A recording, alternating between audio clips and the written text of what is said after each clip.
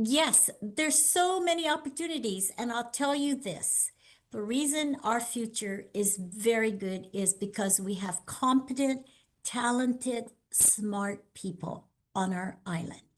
And because we are very innovative, as your show focuses on, and we're very resourceful and we're very creative. And we are a people that says, if this is what we need to do, we're going to do it. Day, it's your innovation coach, Rob Jackson, and welcome to another edition of the Innovate Guam podcast, the show where we explore all things innovation, technology, and improvement related to the island of Guam. Please don't forget to like, subscribe, and follow me on all social media programs to include YouTube, Facebook, Instagram, LinkedIn, and of course, Substack. My podcasts drop at the beginning of each week. And be sure to check out my Innovate column in the Pacific Daily News every first and third Friday of each month. All right, today we have an extra special guest. Our guest today is the Honorable Lourdes Leon Guerrero, the ninth governor of Guam and the first woman ever to hold the office. We are so excited to have her. Before entering public service, she served as a registered nurse, Guam senator, and later as president and CEO of the Bank of Guam. Governor, thank you so much for being with us here at the Innovate Guam podcast. We are extremely honored to have you. Thank you so much, Robert, for the invitation. It's certainly for me a great honor to be able to speak to the audience. I liked your opening about innovation and everything that we can do to improve the quality of life of our people is certainly just right up my vision. Well, awesome, ma'am. We're going to go ahead and get in it right into it. Usually, I start off with some icebreaker questions to kind of get a sense of the guest's head and when it comes to innovation. But I want to be respectful of your time and get into really kind of the meat of the discussion. And I want to start off kind of reflecting back on your leadership and your success. When you look back over time in office so far, what would you consider your administration's greatest successes and why? Well, as I read that question, there really are a lot of great successes in our last 7 years and more to come. But I would have to say that the greatest and the basic, most fundamental success that our administration has achieved is financial stability. Because you see, Robert, we can't really move programs. We can't help our people. We can't expand our economy. We can't invest in our economy. We can't invest in our people if we don't have the financial stability and the strength to do it. So when I entered in 2019, we inherited a $83 million deficit, general fund deficit. And of course, right after we were in office, we also experienced COVID. And as a Right. result of COVID, our economic engine and our economic driver has really went to almost zero. But to retire, we retired this $83 million deficit in 2.5 years. Why? Because we instituted fiscal discipline. We looked Mm, at how we can move monies around to decrease cost in our operations so that we mm, can have more general fund revenues, right? So we looked at all our federal funds, all our federal grants that were out there that were not being used, and we shifted those to retire to replace some of the operational revenue funds that are being used. We also had an aggressive collection.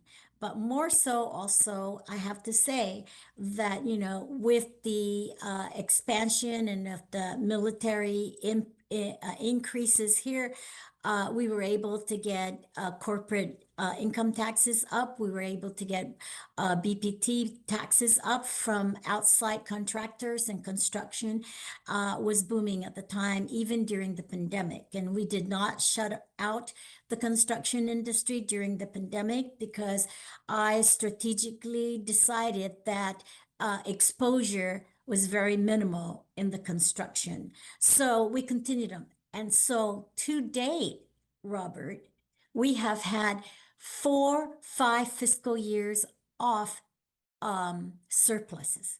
We are Mm. carrying about in our fund balance over about $100 million in surplus. That means that we were able to collect revenues. We were able to get revenues more than we can more than it is to operate and spend our and provide the services expenses for our government. So that's one of the greatest successes with our administration. We have, as a government, been over the last 3, 4 decades been in deficit status. Now we are in a surplus. And as a result of that, our credit rating out there in the capital market also improved. And what that means is when we go out to borrow money, our interest rates would be less. And therefore, we're also saving in debt service. Yeah. So important, so important. Innovation leaders, it's your innovation coach, Rob Jackson here. Are you ready to elevate your vehicle fleet operations? Fleet Solutions is an AI-enabled fleet management system. Fleet Solutions provides real-time video, smart analytics, and total efficiency. Keep your people safe and keep your business moving forward faster than ever before. Fleet Solutions, arriving tomorrow, today. Visit thefleetsolutions.net or call 671-988-9748 to schedule your personalized demo and revolutionize your fleet operations today. So you highlighted one of your toughest crises in modern Guam history, the pandemic and of course the Typhoon Mawar. Can you talk a little bit about, those two times, typhoon and the pandemic, where you had to make high stakes decisions on a daily basis? Yeah. What were some of your toughest moments, and what lessons would you share for future leaders in Yes. handling crisis like that? Yeah. So, before really we had the first COVID case in Guam, I've been tracking it. And I'll tell you, Robert, every day I pray that we don't get the virus. Every day I pray that we are free of this COVID. The saddest part of that was when I first heard of the first COVID case. And it was an imported COVID case. It was a person that contacted COVID in the mainland and came to Guam. And I knew, because of my nursing experience and my health background, that once we get that COVID case, we will have more cases because of the way it's transmitted. And so we had to make really hard decisions. I established a group of people, experts, both from public health, GMH, doctors, nurses, and other healthcare providers, and that was my team. And we met every day for 6 months talking about how we can minimize this. As you know, there was very little information about this virus in the mainland and throughout the world, right? But we do know, and I did know, that the mode of transmission was through respiratory exposure. And how do we prevent that? We prevent that by wearing masks and keeping your distance, washing your hands, all basic kinds of things. infection prevention skills and education. And of course, not everybody was on board with it, Robert. My hardest decision was closing those public places, right? That Right. have high risk to exposure. Your bars, your restaurants, mass gathering places, the churches, schools, all of that. And, that was a hard decision to make. But I'll tell you, I was very much guided by my experience in nursing. And the bottom line basic tenet that guided me is we can always bring back businesses. We can always go back to church. The church is never going to fall apart, right? But when you lose a life, you can never bring that life back. My hardest challenge in this whole COVID was calling the families of the COVID victims and telling them that I am so sorry for the loss of their family. The hardest Mm, part was talking to a father of a 9-year-old boy who died of mm. COVID. And we cried together on the phone. And it was like I wanted to do everything I could, Robert, to bring the boy back, but I couldn't. So those were some of the more hardest consequences over the COVID. Of course, we were not perfect in the beginning in our processes and so forth, but as we moved on, we evolved. National Guard helped us, other clinics helped us. We did testing.